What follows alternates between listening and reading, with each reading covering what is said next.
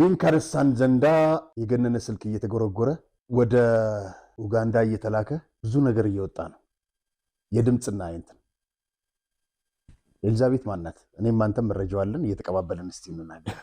ኤልዛቤት ከበደ ቱፋን ዋው እንደዚህ ነው ቱፋኑ ይላል። እንግዲህ እቺ በምስሉ ላይ የምናያት በቅድሚያ ፎቶግራፏ የደርባ ሲሚንቶ ፋብሪካ ነው የምትመስለው። እንዴት ያው ጭሱ ብዛቱ ሰው እኔ በጆሮ ጭስ ሲያወጣ ለመጀመሪያ ጊዜ እሷን ነው ያየሁት።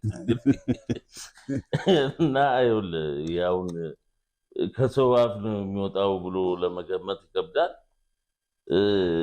እንግዲህ እቺ ነች በተለይ በፌስቡክ ገጽ እየወጣች የተለያዩ ድምፅ ቅጂዎችን የለጠፈች የምትናገረው።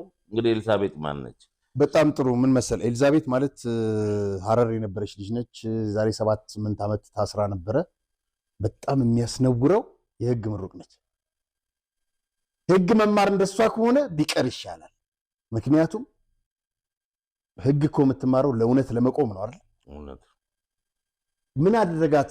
የት ታውቀዋለችና ነው ገነነ ዛሬ ከአሜሪካን እመቤት አየለ በምትባል በሚላክላት ሳንቲም ከዚህ ማን እንደሚልክ ሁሉ ተገኝተዋል። በነገራችን ላይ በጣም አደገኛ መስመር ነው የረገጥሽው። እሱን እንመለስበታለን። አደገኛ መስመሩ ምን እንደሆነ እንነግራታለን።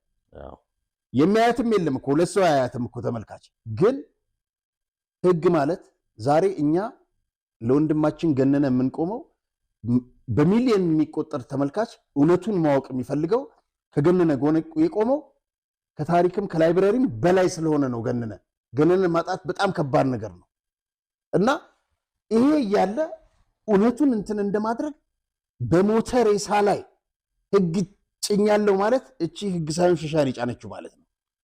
እንግዲህ በጆሮ አስተውጣ ይሄ አዲስ ግኝት ነው።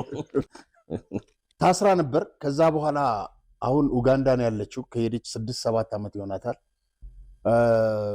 በጣም የሚገርመው እዛ ሆና ምጽፋቸው አንዳንድ ጊዜ ብቻ አይደለም። የድሬዳዋ ከንቲባ ብዙ ነገር ከድር ጀዋር በጣም ብዙ ነገር የቀየረ ሰው። ድሬዳዋን የተመላለሼ ህብረተሰቡን ጠይቄያለሁ። አንድም በክፉ የሚያነሳውም የለም። ሐረርም ከፍተኛ ስራ እየሰሩ ነው ለለውጥ። በየቀኑ ስትሰድባቸው ነው የምትውለው። እቺ ምን ህግ ምሁር ነች? በእሷ ምክንያት 7 የሐረር ልጆች ታስረዋል። ይሄ ስልክ ቁጥሯ ነው የኡጋንዳ ስልክ ቁጥር። ኡጋንዳ ምን እያደረገች? ይኸውልህ እንደውም በጣም ጥሩ ጥያቄ ነው የጠየቀኝ። ኡጋንዳ ውስጥ እንደዚሁ መግለጽ አልፈልግም በደፈናው በአንድ ብሔር ላይ ያነጣጠረ አደገኛ ዘለፋና ነውረኛ ነገር ጽፋ ተደብቃለች። ኢንቴቤ ትገባለች። አሁን ያለችው ኢንቴቤ ነው። ወደ ኡጋንዳ ስትመጪ እንናገራለን። በነገራችን ላይ ሰሞኑን ይሄን ብቻ ሳይሆን ሌላም ስልክ አላት። ይሄ ሁሉ መረጃ በዋትስአፕ ሁሉ ሰዎች በቴሌግራም የገነነን ድምፅ እያወጡ እመቤት አየለ ከአሜሪካ ዶላር እንደምትልክልሽ በቃ ምንም ነገር ከማድረግ ወደኋላ ማትልናት። በጣም ብዙ ቪዲዮዎች ይዘናል። እሱ በዚህ ምን ለቀው አይደለም። ይሄ ጀግናው ጥበበ ሰለሞን ነው።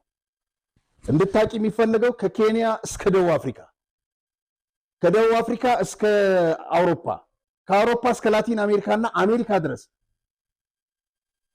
በጣም ብዙ ሰንሰለት ያለው በጣም ጀግና ነው። ወጥ ረግጠሻል። ሰውየውን ይቅርታ ብትጠይቂ ይሻላል። ይሄ ሁሉ ክትትል የተደረገው በ2 ቀን ነው። ይሄንንም ያመጣው ጥበበ ሰለሞን መግለጽ ነው እንፈልጋለን። እሱ ግለጹም አትግለጹም አላለም። ደም ጠቅሰዋል። ብዙ ስደተኞች ኬንያና ኡጋንዳ አሉ ምናምን ብለሃል። እሺ አርአያ ይቅርታ ትጠይቀኛለህ አትጠይቀኝም? እኔ እናንተ ይኸውልህ በዚህ ቪዲዮ በዚህ ንግግር የተነሳ ሳታቀኝ ዘልፈኸኛል፣ ሳታቀኝ ሰድበኸኛል፣ አስፈራርተኸኛል። እኔ ግን ምሸማቀቅ ሰው አይደለሁም፣ ምፈራ ሰው አይደለሁም። እንዳንተን አይነቱን ይኸውልህ ቂጡን ወደታች በተመታ ጣሳ 5 ሳንቲም ሰፍሬ ምሸጥ ሰው ነኝ።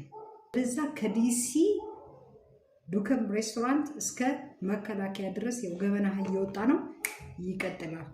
ወጥተህ ግን ይቅርታ ብትጠይቀኝ ይሻላል። ሌላ ምንም አማራጭ የለም እኔን ይቅርታ ከመጠየቅ ውጭ። እኔን አታቀኝም። ለህዝብም ዳትማች ማተር ማድረግ አይደለሁም። አንተ ግን ጋዜጠኝነትን አጥንቴን ከሽክሽ ያለው ምናምን አርግ ያለው ምትለው አንተ ነህ። ለጋዜጠኝነት አጥንታችንን ከስክሰን ደማችንን አፍሰን ምን ጋዜጣ ጽሁፍ ከተሰነጠቀው የህወሓት ቡድን የሚደርሰን ጽሁፍ ነው እኮ ይዘህ የኢትዮጵያ ጋዜጣ ላይ ለማሳተም የምትሄደው። ምን የተለየ ነገር ያደረግከው ነገር የለ። ጋዜጣ ተላላኪ ነህ እኮ፣ ተስፈኛ ጋዜጠኛ ነበርክ። ለማንኛውም ይቅርታ የምጠይቀኝ ከሆነ ይቅርታ ትጠይቀኛለህ። አለበለዚያ ግን ይቀጥላል ማለት ነው። በዚሁ ይቀጥላል። ቲቸር አርያ ቲቸርም አድርጎ ነበር ሰርቲፋይድ ተርጓሚ። እሺ እስቲ አንተ እንግሊዝኛ አውራ። እንደው በእንግሊዝኛ ስምን ከናያት ጥራ። እኔ አልተውክም። እኔ ፀይወት አይደለሁም፣ ሃይማኖት አይደለሁም፣ አሰፉ ደባልቂ አይደለሁም፣ እኔ አስቴር አይደለሁም። እኔ ኤልሳ ነኝ። አሳያለሁ። ማንነቴን ደግሞ በተግባር እያሳየው ነው። ሳላቅህ ማለት ሳታቀኝ ሰድበኸኛል፣ ዘልፈኸኛል። ጭራሽ እኔ ጠተራው የኔ ነው። ጭራሽ ከሚዲያ ላይ ነው ማጠፋ። እመነኝ።